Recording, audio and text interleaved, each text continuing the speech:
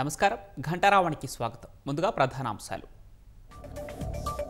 CM అధ్యక్షతన సమావేశమైన cabinet, దాదాపు 70 అజెండా అంశాలపై చర్చలు.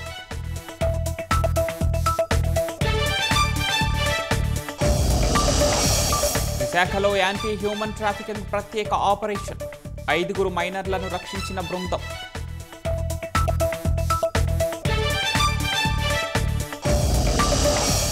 ప్రముఖ కవి రచయిత అందశ్రీ కన్నుమూత, తెలుగు సాహితీ లోకానికి తీరని లోటంటూ ప్రముఖుల విచారం.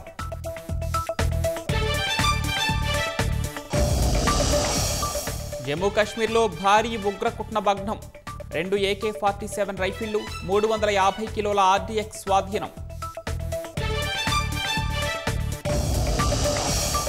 అమెరికన్లకు సుంకాల డివిడెండ్ ప్రకటించిన ట్రంప్, ఒక్కొక్కరికి $2,000 చెల్లించనున్నట్లు వెల్లడి.